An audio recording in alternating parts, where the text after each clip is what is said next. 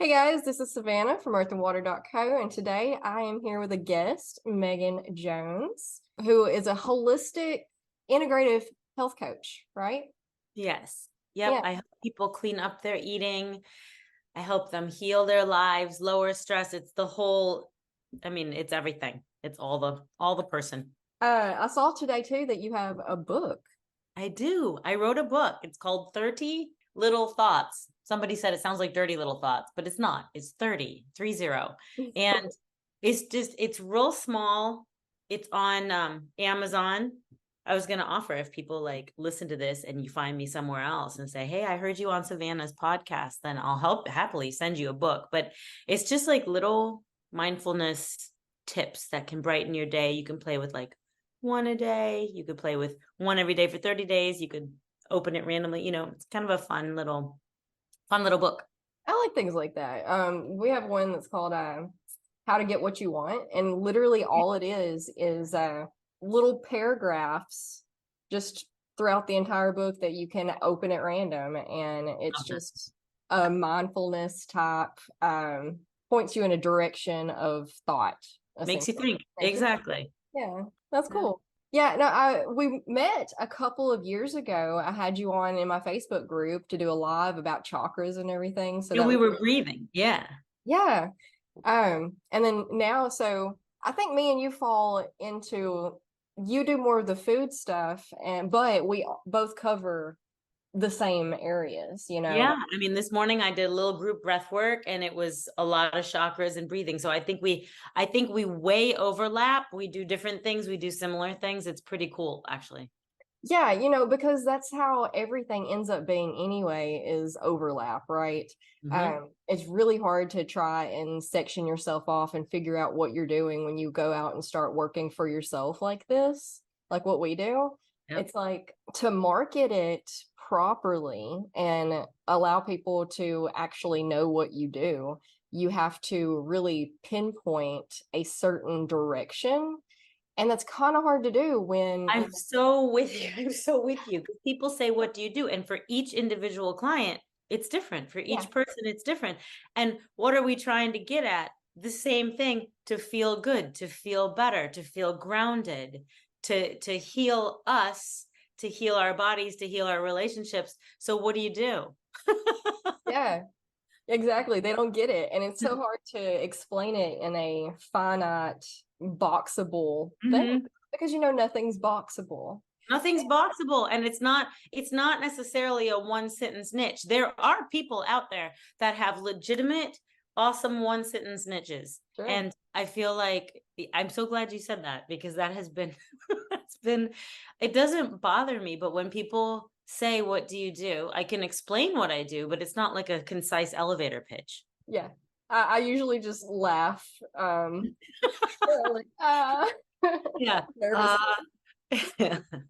How much time do you have? Do you actually Right. want to know, or You you want to want know? me to Right. like throw like I do? I help people do things. I don't know.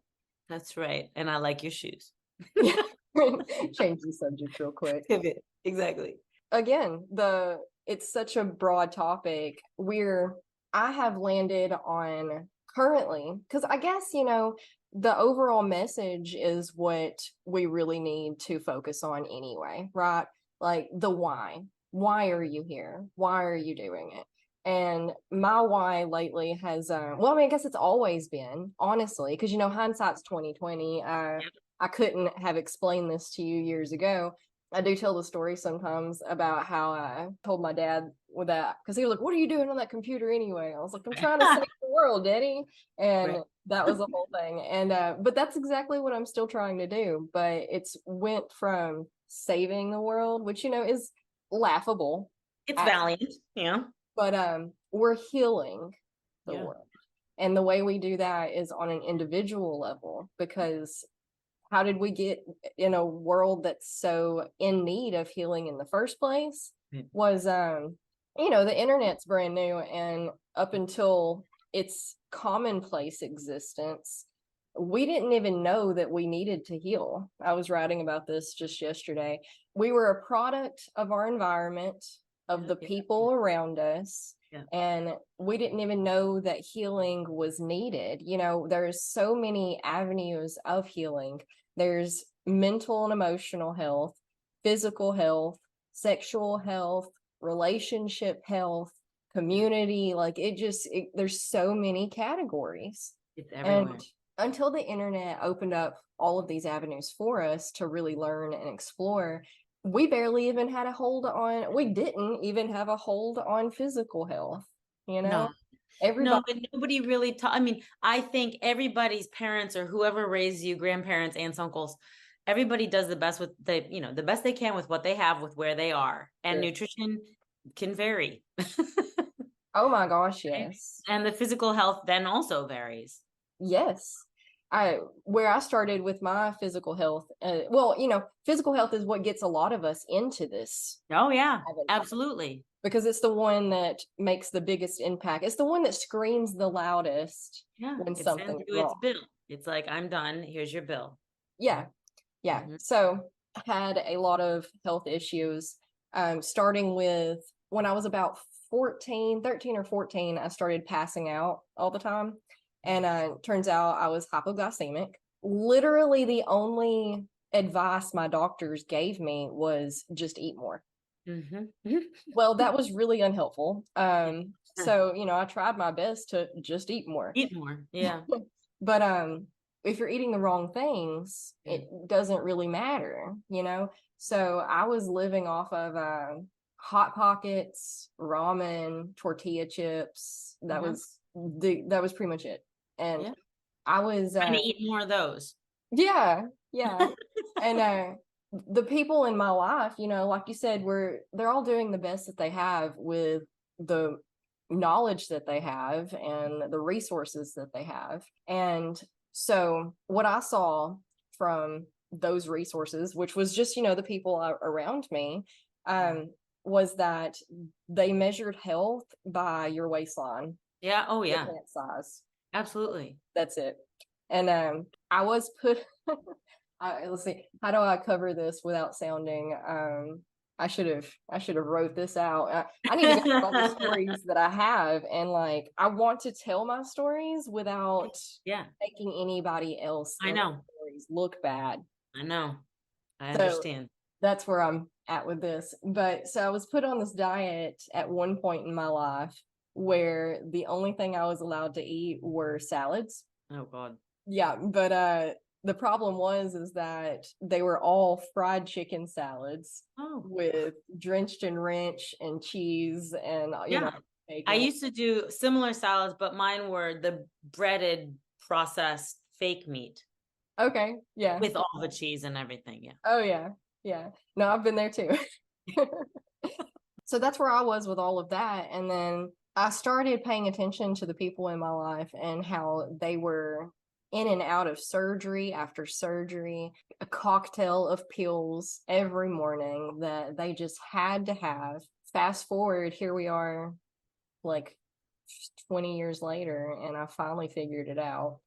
I guess it's like 15 years later. I'm not quite at 20 yet, but anyway. Yeah. So yeah, I was really glad to have you on and talk about all of this. What do Yeah. you see as the most common problems that people have with food and physical health? That's the tricky question, right? What is the most common? Because some people, like one, you said hypoglycemic, and one of my clients came to me and she was a conundrum to her. I can't remember if it was a registered dietitian or a nutritionist. Both of those careers, I respect them. I do respect them. We need them. The world needs registered dietitians and nutritionists.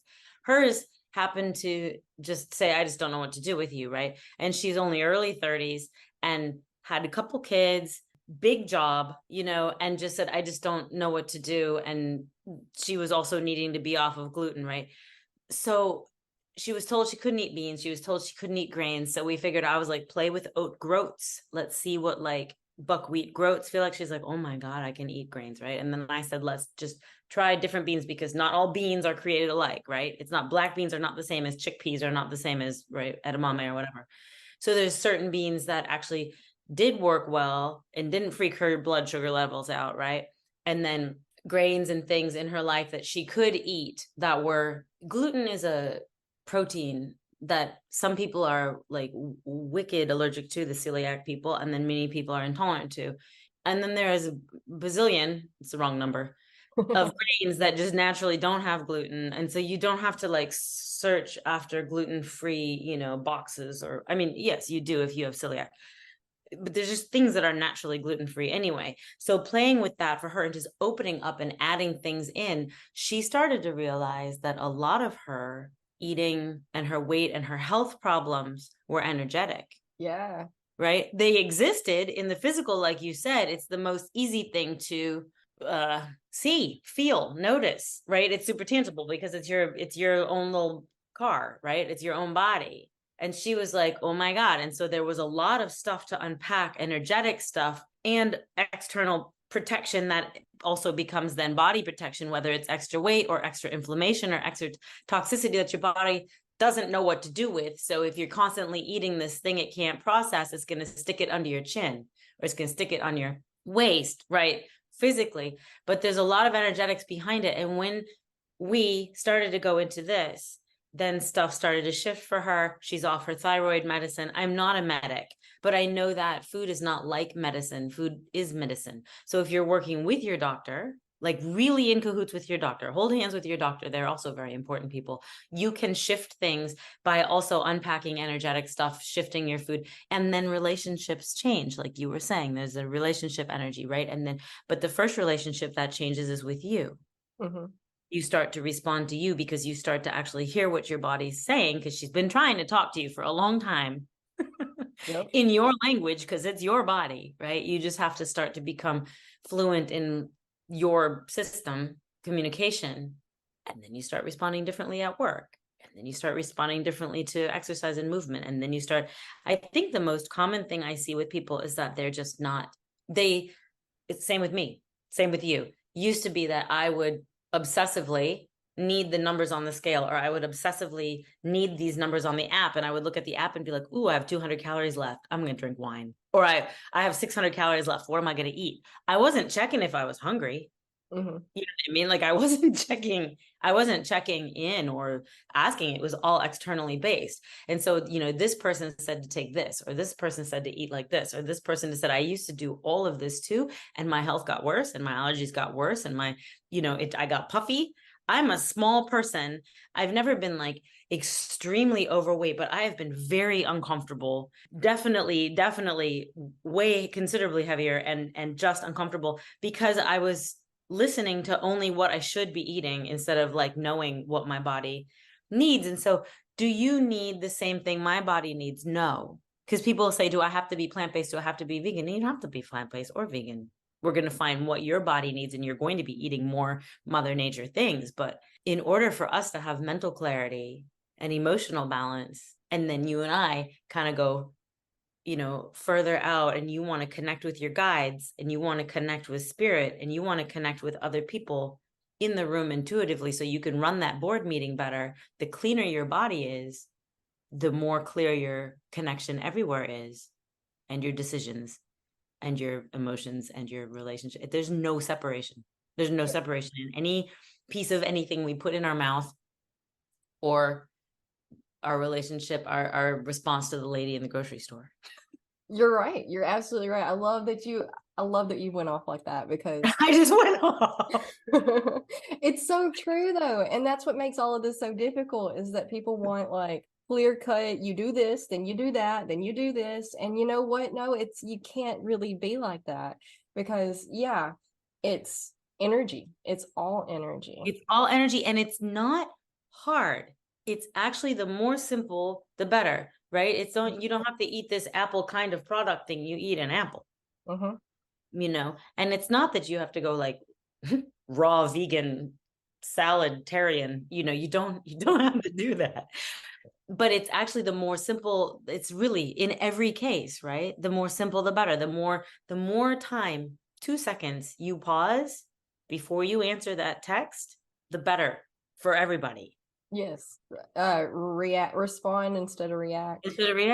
Yeah. Yeah. But I agree completely. Food is where it starts. Yep. Because like you said, everything radiates out from there. Everything that you eat becomes a part of you and a part of your clarity and your abilities. And, you know, if you're like, for example, I woke up this morning not feeling great. And if you don't feel great, then my poor children, like, Yeah. all Yeah. they were doing was talking to me. And I didn't snap. I didn't No, like, but you're my aware. internal dialogue was just screaming. I could barely cope. And I was smiling and listening and nodding, but like in survival mode. Yeah. But Yeah. luckily, you know, I have the meditative practice behind to be able to, because I definitely used to just Oh snap. yeah. Yeah. When you eat the foods, even, there are certain foods that are really beautiful, clean, whole foods that make my belly freak out. So if I eat those, I'm not my best, right? And Yep. if you eat the super, people are like, oh, well, all foods are processed. Yes, they are. They are, generally the apples have to be picked off the tree. That's a process, right? There's a lot of people who want to contest that. I'm just talking about like the boxed, uber processed, packaged stuff. When we eat this constantly hot pockets and packaged ramen and, for me, it was like always special case cereal and, frozen vegan dinners and the packaged fake meats and whatever. That stuff is not necessarily always made for like truly for human consumption because it's chemical after chemical, and Yep. it brings TV static in our mental clarity, right? It brings chaos in there. It's like it's literal fog because you can't think clearly, feel clearly if you're eating that stuff. So if you're doing something, maybe you ate something yesterday, or maybe you just woke up in some type of way. We're in the Cancer transit. It's emotional. Even if you eat the most clean and your house is the most tidy, we're also in, an energetic field of sometimes waking up feeling wonky. Yep. If you have the general overall practice of giving your body plenty of water, right? And really simple, beautiful foods like a sweet potato, like I posted yesterday in my stories, a loaded sweet potato with like I put navy beans on it and mini peppers and spinach and just lots of stuff, and it was delicious. Then I know that I'm running on the best I can. So if I wake up in like a wonky emotional state, it's something else. Yeah. And it's okay. And then you can use your tools of smiling and nodding when you're like, just be quiet. Like I feel like it's a superpower to be able to make it through the day with children, whether you're mentally clear and emotionally balanced or not. Yeah, for sure. Absolutely. I've been in those trenches for a while. Mm-hmm. But yeah, going back to talking about the numbers and the external and the scale and stuff, Yeah. I teach yoga, and that in itself is a holistic practice that I'm constantly preaching about because people think that it's turned into an exercise. It has. And like, sure, yeah, that's the most tangible, that people cling on to that material tangibility, the solidity, and I get it, but it drives me crazy when people come to me and I'm like, well, what are your goals? And they're like, well, the scale. And I'm like, no, no, Yeah. let's Yeah. focus on something else, like self-love. How are your relationships? How do you feel about yourself, like internally? You take the physical out of it. The physical stuff will fall into place if you, like, naturally, if you get all of the other stuff, the things that actually matter. And not to say that physical health and all of that doesn't matter. It definitely does, but we need to focus on both. When you're thinking about your body and how it appears to be or whatever, your pant size is not what you want to go by. The numbers on the scale are not what you want to go by. You want to focus on how you feel and how is your health.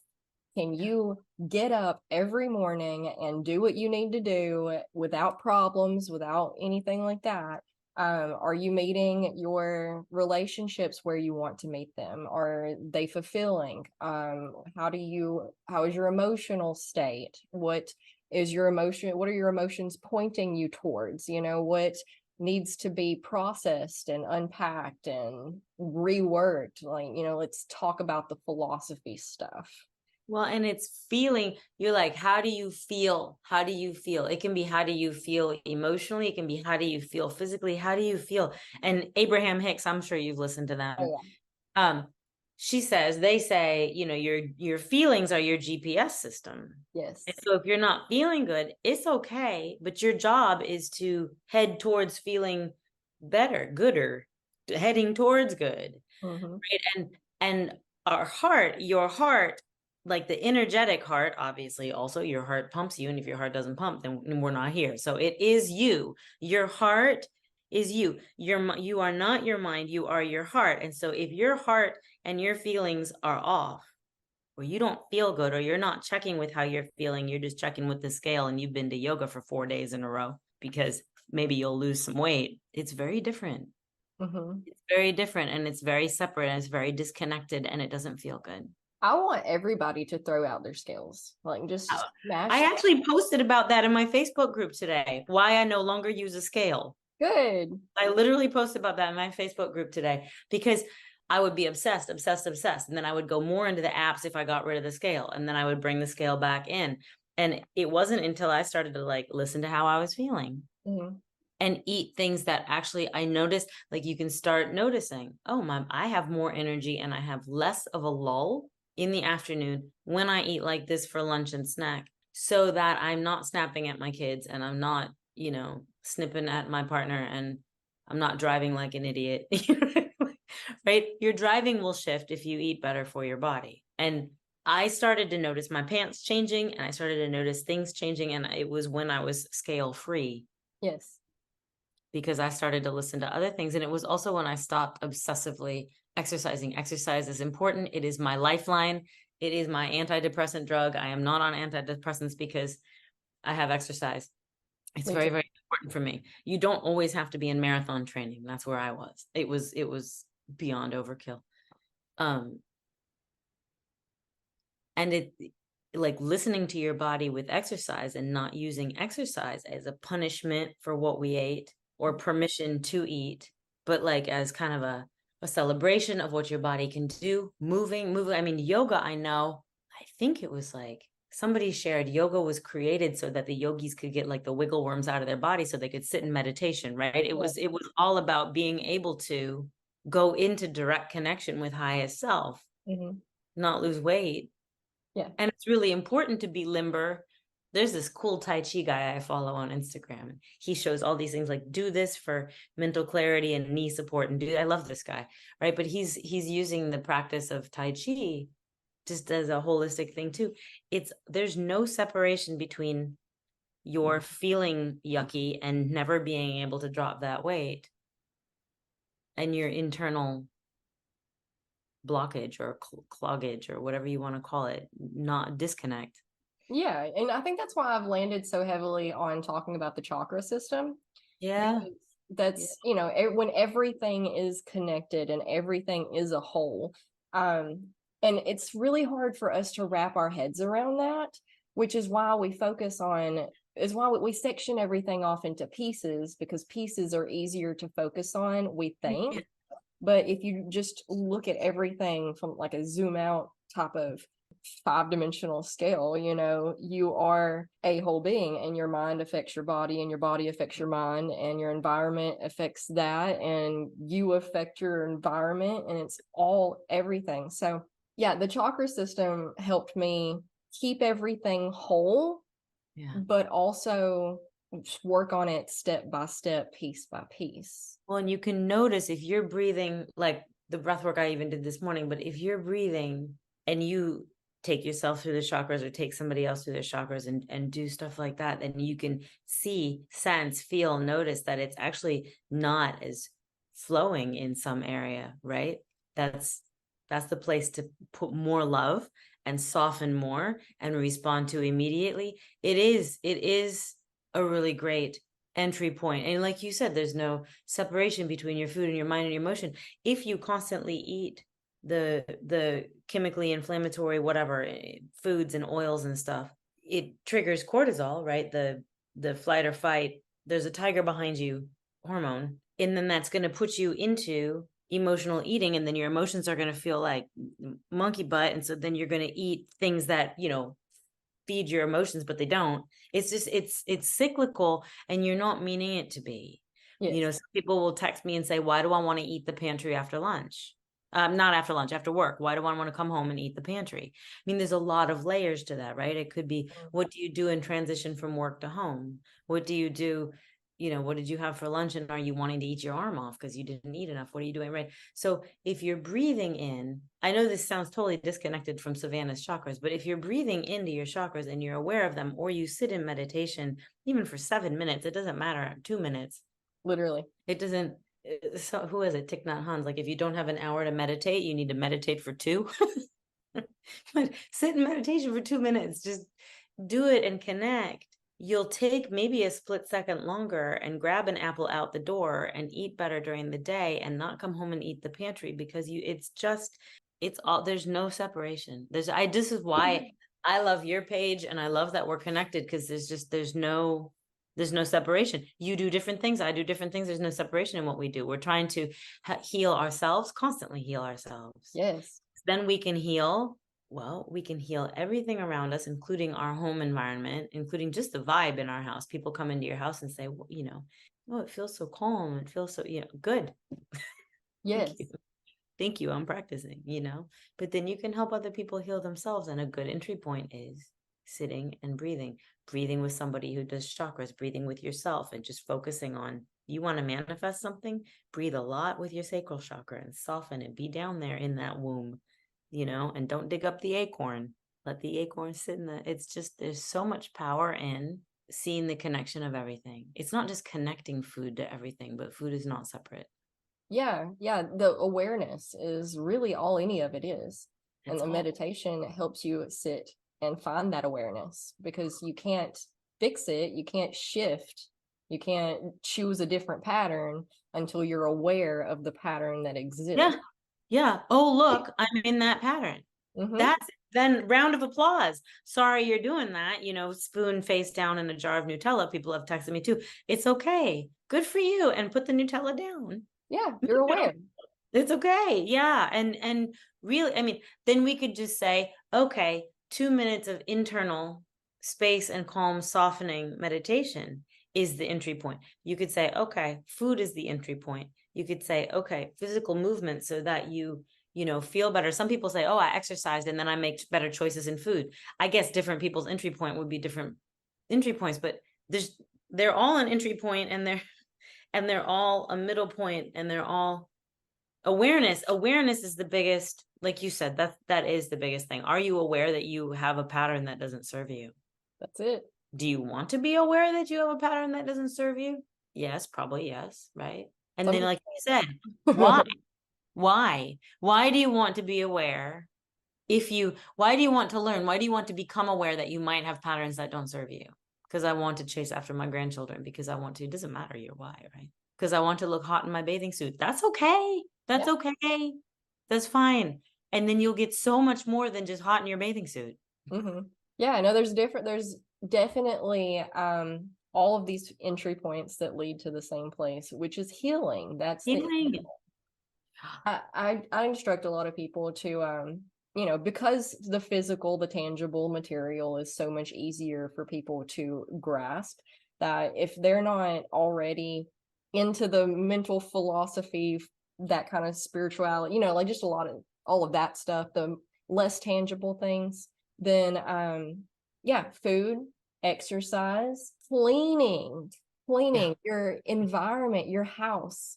If you start feeling cloudy and whatnot, nothing can help. Well, a lot of things can help, but one of the easiest things you can do, like that feel tangible, is to clean your bedroom. You know, look around. Are there nooks and crannies that where things are piling up? Have things because you know that it's the law of correspondence. It Yep. reflects as within, so without, and Yep. vice versa. So you'd be amazing at what cleaning your closet out and making that all nice and organized will do for your mental stability.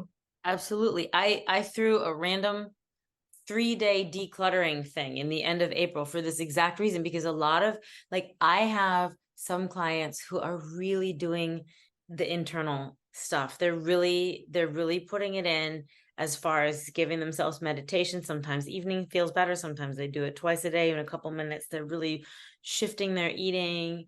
They're moving more, and they live in complete chaos and clutter. Not to the like point of calling them a hoarder, but it's really, really full everywhere, everywhere. And there's stuff they find, like, a PhD diploma from 2005 or what, it's just unopened in the mailer. It's interesting. And it's also protection. A lot of times, sometimes it's unaware. This is like mindless eating. Like, how did I get on this couch with this bag of cookies that is now gone? That's a habit and a pattern. And there was something else going on that brought you into those cookies, right? Mm-hmm. It's the same with letting your house clutter up or get to a state that feels uncomfortable, and you're like, whoa, right? Like you said, a lot of times though, stuff, I'm quoting people here, but stuff is just like caving in. But like, what if there's something underneath that? What if there's something underneath that? You haven't looked in any of that stuff for 12 years since you moved, let alone maybe 10 years prior, because you didn't open it then anyway. It's just moved with you. And it's oftentimes it's protection. Or another response besides emotional eating, or besides staying in bed all day because you really can hardly move, or besides, it's another layer. And yeah, when you notice stuff has piled up in that nook and cranny and you move it, and maybe you notice this morning, I'm very short, I'm 5 feet tall, so I had to get up and get a flower vase because I always keep yellow flowers on my refrigerator. So I had to get up and flower vase, and I found I love tea. I love loose leaf tea. I have, like, the travel mugs that have the steeper thing. And I also break things and I drop things a lot, not on purpose. And I have this favorite teapot. It's called For a Life. I get it all the time on Amazon. It's wonderful. And it's like $30. It's wonderful. Little teapot, steeper pot. And I've probably had about 10 of them because somehow I'll put it on the counter very mindfully. I'm putting it here so it doesn't fall off. It falls off, shatters. I've had to buy so many of them. I keep the inside steeper parts, but I'm so short. Like, I have a very tidy house because it helps me eat better. I make better eating choices because I'm not mentally crazy. I'm not emotionally imbalanced, being fed by clutter, right? I had five of the little silver things. This is a true confession on your podcast, in the back of my cupboard when I climbed up on the chair to get a vase. And I was like, who needs five? I kept the one that goes in the travel one. And I was like, when I break the next one, I'll just get a new steeper basket in there too. I cannot have those. And that's not a cluttery house, but that's just like some random stuff in a tidy house in the corner that I was like, oh, well, this is fun. Like, yeah, if you're feeling yucky, look at some corner. Maybe it's the corner of your kitchen where you're like, ugh, I just keep those papers there. Do those papers for like 10 minutes and it'll feel so good, and you'll actually feel better, and you'll probably make a better food choice. Yeah. Because you got rid of those papers. No, it's what is it? As above, so below. And so as it is internally, it reflects directly externally. And if your house looks crazy to you, that's a reflection. Absolutely. 100%. Now, I noticed in myself, I go back and forth with having problems with food and then being okay with food. Like, I don't know if that's normal or not. I kind of knew I may have had like borderline eating disorder, but it's been under control. I mean, it's never, full confession and stuff. Okay. So, Well, I know exactly what it all stems from as well. For one, it's a control thing. When you grow up with no control, something a lot of people turn to food because you can control that. Yep. And then some of it was body image stuff put on me from other people because I was a chubby kid. Nobody told me in elementary school that eating both your hamburgers and your friends' hamburgers because they didn't want them made you the chubby kid. I had no idea that too much food intake was. Yeah, there's no correlation. You're little. Oh, I see. Yeah. Yeah. So, and then that just escalated because, I got put on that diet with the salad thing. And then so I was stuck in that for like a year, and then it got so I was so sick of eating the same thing for every meal, and it wasn't working anyway. I wasn't losing weight. I just stopped eating. Yep. Stopped eating. So that's what happened there. So now sometimes I have a trouble making myself eat enough. And people say things, they'll be like, "That's all you're going to eat," and we're like, I feel like Oh, this is and a then full it plate. goes, yeah, exactly. And it's Yeah. because nobody knows what you're healing, what I'm healing, what I mean, some people know, but they don't really know. Oh no. Oh no. Commentary doesn't help. No, no, it doesn't. And so I have noticed that when I'm going through emotional stuff, like for example, this past week I lost my main yoga studio. So the main one I've been running my business out of for only 7 months. The owner asked for my keys back. He was like, we're done here. We're not going to do this anymore." And I don't know what happened or anything like that. I just kind of got it ripped out from under me. So this past week, I've been struggling with my food, you know, and that's the correlation. If things are going smoothly in my life, I can make those better food choices. But as soon as something happens, I just, you revert right back to those old patterns, even if you're aware of it. And even if you actively fight not to, it can be hard. And that's what I do. That's exactly what I do. So, and how do you explain that to somebody? Yeah. I help somebody with this. So, and you know this, a lot of people know this, but it's practicing and it's practicing because life is not going to line up to where you just all of a sudden feel good, no matter what, right? Life is Yeah. life. Life is not going to line up so where all of a sudden you're healed. Your healing goes on vacation with you. Your healing goes into the weekend. Your healing goes to a yoga studio release that was unforeseen, swept out from under your feet, right? Your healing goes through all of this. And when we are in that situation, those situations that are just shocking and it's the main one and it felt good and it was 7 months, that's when we need us the most. Mm-hmm.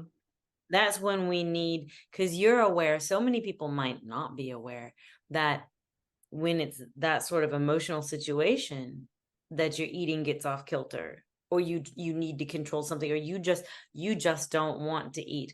That's not just that you lost your appetite, it's an old habit pattern, right?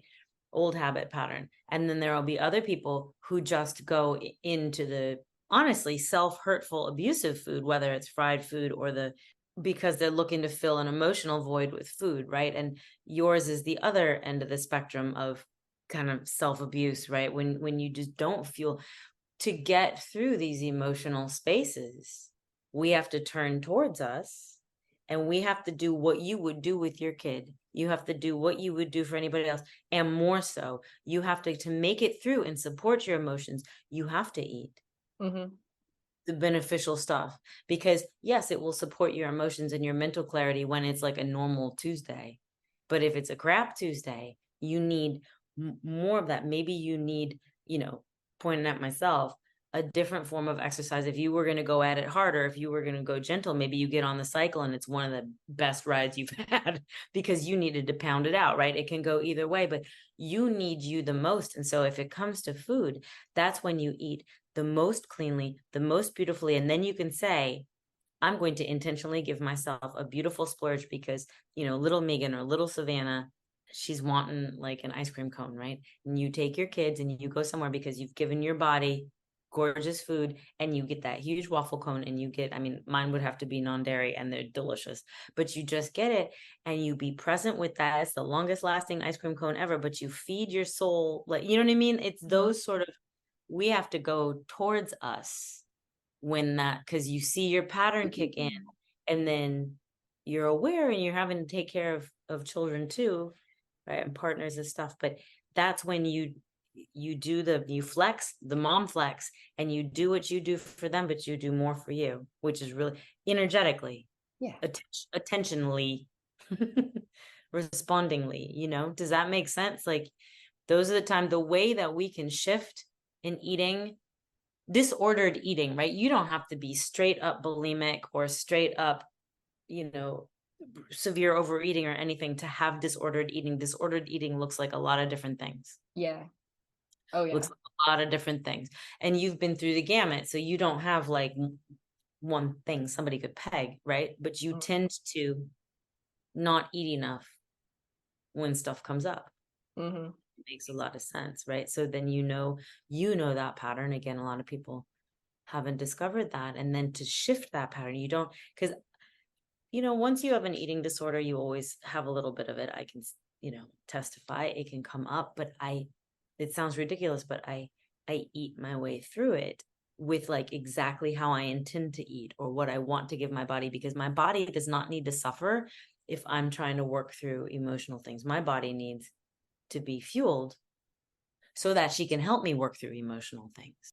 It is control. It is control, just like over exercising or I used to also vacuum my house 3 times a day when my relationship was in awfulness.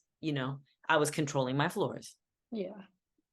So it's more, your body needs more care when you're in some sort of emotional state than she ever does at other times. Absolutely. And it's important for us to remember because, all of us all day long could be like, I mean, I do fine until something comes up, but Exactly. something's always going to come up. There's always, and I think that the more that you heal and actively show the universe that that's the path that you want, the more it's going to throw at you so that you can heal. So it's like, because I have clients that'll be like, it seems like and myself even, they're like, the harder I work, the more I focus, the better I do, the more life throws at me. And I'm like, yep, that's exactly how it works. Well, and my shaman, she says, I mean, like anything, right? Advertising says they have to see it 7 times to actually see it, whether it's Pepsi or, a Facebook group live or something, totally different. Buc-ee's. Are you familiar with Buc-ee's? I've heard of it. It's like a truck stop or something, right? Yes, they put one in my hometown this past year. And if you drive down the interstate, which runs straight through my hometown, there's like 8, 9 Buc-ee's billboards. And I'm like, I pointed out to several people. I'm like, see, they have to see it like times before. That's it. And my shaman's like, you will get at least 7 tests, right? Do you really mean you want to heal? Do you really want to heal this? Do you actually really want to scale? The level of success you are manifesting. Are you really ready for it? Like, yeah, I mean, it's, yeah. And it gets a little easier every time. I've built my platform. It started out as me trying to figure out how to heal my anxiety and self-esteem and confidence issues. Okay. So that's where we started out. And here I am. I've made leaps and bounds of progress, but I lost full range of motion in my neck and shoulders because I was like this right here all the time because I was just terrified somebody was going to notice I existed. And that comes from like a lot of things, trauma based and whatnot. But I finally hit this point about 2, maybe almost 3 years ago now, where I really felt on top of the world. I felt like I was like, man, I have been missing out. I hate that it took me so long to get here. I am just fabulous, walking on air, in love with myself. And then we had an incident. We had a lot of deaths. There was 3 months where it was just death, death, not any more death, but it was essentially, might as well have been, honestly, just some really bad stuff that knocked my confidence levels back to the floor where they were. And I had to rebuild again. And then it took me like a year, and I was starting to feel that feeling. And I was mourning that feeling. I was sitting around thinking about how I was like, man, I felt like this right here. I can taste it. It was so good. Why did I let myself fall again? And, it's because, well, you thought it was healed, but it wasn't entirely healed. Right. It's the sustainability. It's the resilience. And yeah. You had to figure out what other point in it needed to be healed. Well, and there's layers to an onion, and then there's like a bag of onions, and then there's like a warehouse of onion, right? Like it's just a lot. And I understand the like just not wanting to be seen. There was one energy worker said, I think you've been cloaked. Like you've been cloaked your whole life. Just like, don't want to be too loud, don't want to be too this, don't want to be too in the way, you know. But it was also never enough. I understand what you're saying. There's like just layers and layers of layers. But yeah, it's the resiliency that, I mean, I'm building it too with you. I was not on social media at all until I became a health coach. And like, that was shocking to allow myself to be seen too, to Yeah. say what I wanted to say, because I healed me. I'm still healing me. I can help you heal you. But like, you have to show up and allow yourself to be fabulous walking on air, Mm-hmm. and to feel fabulous walking on air, like truly through you, to be able to show up for people to say, okay, I feel that and I want to feel that, you Yeah. know, because I mean, if I can feel good, anybody can feel good, like for real. And Yes. I feel good the vast majority of the time, unless I don't. And if I don't, it's okay, because I notice right away I don't feel good. Like you said, it gets easier, Mm-hmm. right? When you get, like you said, you got knocked down and you're like, I could taste it, but it's not gone. It's just that the old stuff is up to move through and out and release. It comes up to move through and out to release. And it does get more easy, and it does get more fluent, because you can start seeing it. And even if it's humongous, you're like, I see you. I see what this is, and this doesn't feel good. And I don't want to move through this, but I'm gonna move through this. Mm-hmm. I mean, what choice do you have at that Which point? was, because I want to feel like this more, like the other walking on air, floating, walking on air, fabulous. Yeah, I mean, what choice do you have? You have a choice, and you can just go and sit back in your swamp. But I don't, I'm not, I'm here to feel good, and then I'm here to feel great. Sometimes I feel great now. Most of the time I feel good, and that's a big deal. It is. It is. I talk a lot in my yoga classes about how at the end we lay down and we tire ourselves out so that we can lay down and breathe and exist and think and meditate and practice. And one of the practices I like to bring them to and tell them about is that there's the emotional scale. You can't always feel great, joy, everything at the top all the time. That's unsustainable. And you have to think about how its counterpart down here in the bottom is despair, sorrow, and how you don't want that to hang around all the time either. So you want to find, instead of trying to constantly attain joy and those big awesome emotions that are fleeting, it's a lot easier to stay in the middle somewhere with like contentment. That's why people talk about gratitude all the time. It's a nice, mellow emotion in the direction of positivity. Yeah. And that's what you need to focus on. We are so exactly on the same page. We are so exactly, because it's not it's not always going to feel like the 6-year-old girl birthday party. Like it's not supposed to, right? It's the Goldilocks zone. Like they talk about with the earth. I mean, bless the earth and everything that's happening to her right now. But like right where we are in this solar system allows the plants and the trees and the water and the fish and us, like this life. That's the Goldilocks zone. If we were Mercury, we wouldn't be here. If we were, Venus, we wouldn't be. It's the Goldilocks zone. So you want that just right chair, not the too hard, not the too soft, and not the like, I mean, joy is important. And like you said, does it have to be fleeting? Not as fleeting as it has been when you feel despair a lot of the time, right? But yeah, it's the calm, it's the nirvana, it's the peace, it's the ease, it's the smooth, it's the Goldilocks zone that we're actually, I think, in my opinion, intended to cruise in. And then we get to feel joy, hopefully, and happiness is separate from contentment. And the gratitude, yeah, it's not like suck up what you have and just be grateful.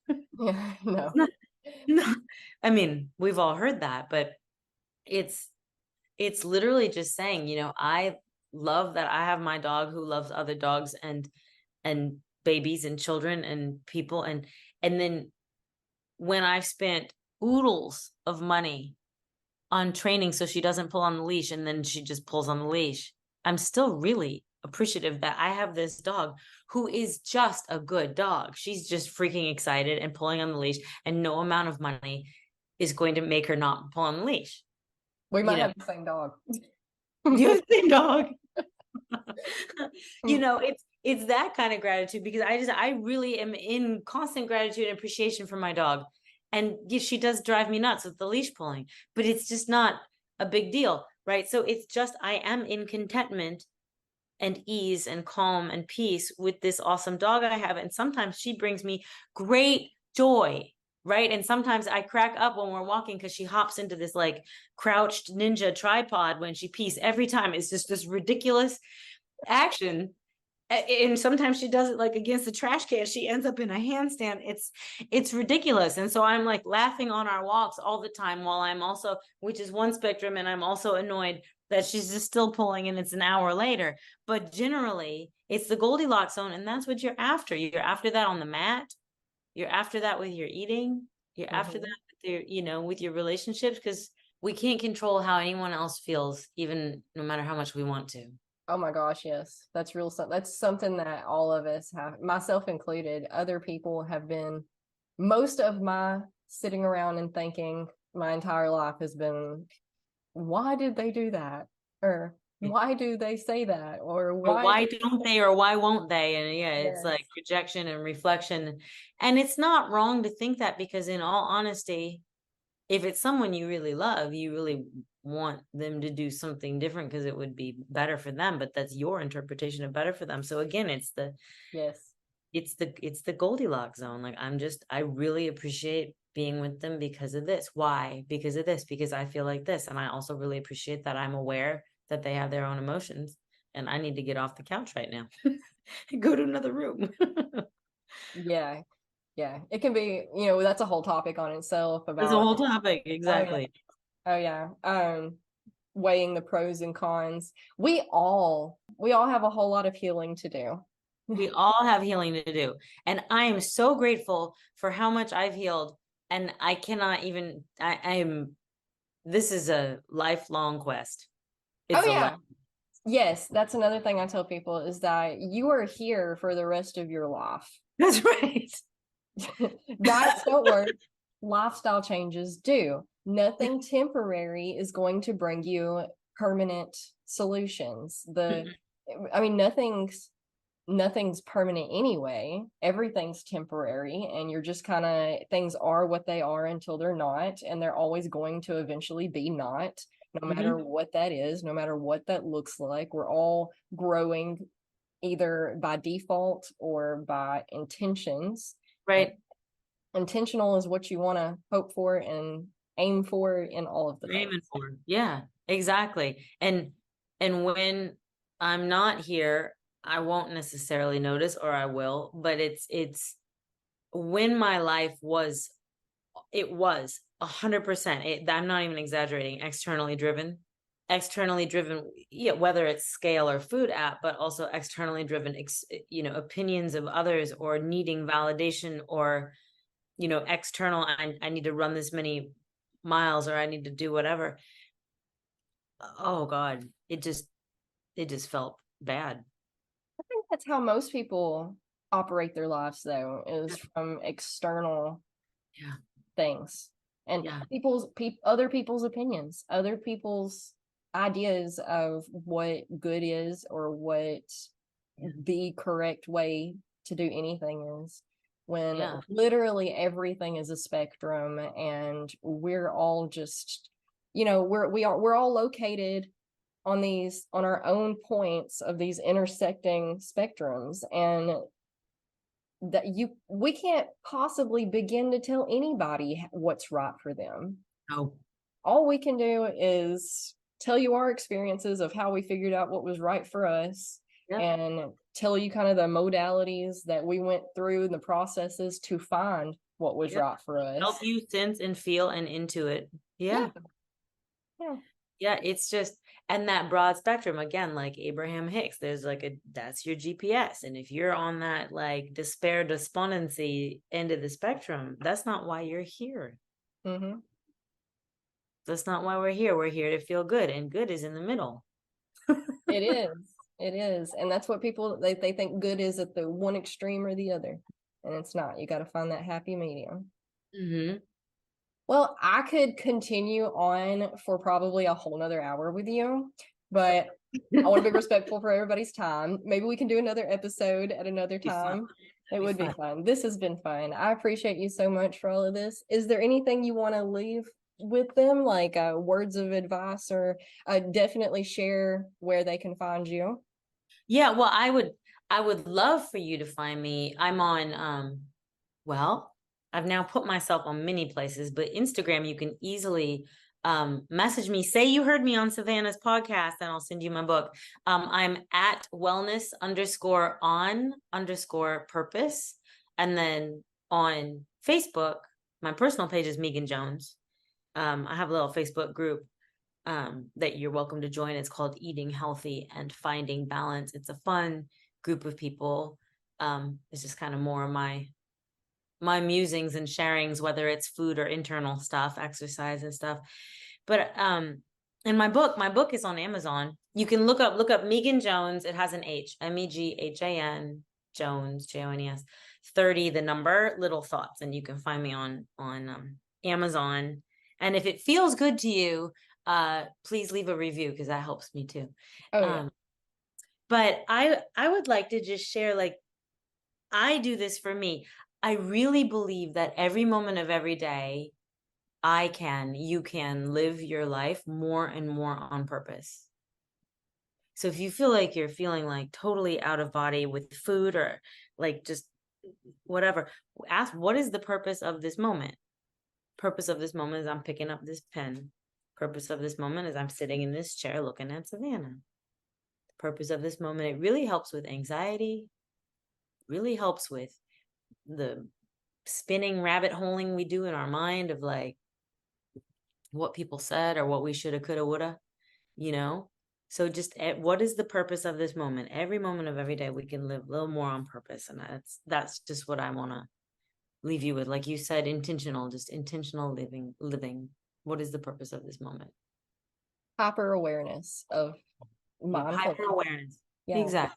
It's checking in with, how does the air feel on your skin? Exactly. What do you smell? What do you feel? Do you actually feel the solidity of the chair that you're sitting on? Are you noticing that you're sitting? Yeah. Have you checked in with your pinky toe and your right foot lately? Exactly. Yeah. Exactly. Hyper awareness. Awesome. Well, this has been great. I've enjoyed it so much. And of course, Thank you I for will having link everything at the bottom so it's easy for them to find you. That's great. All right. And you have a great day. You Namaste. too. Thank you.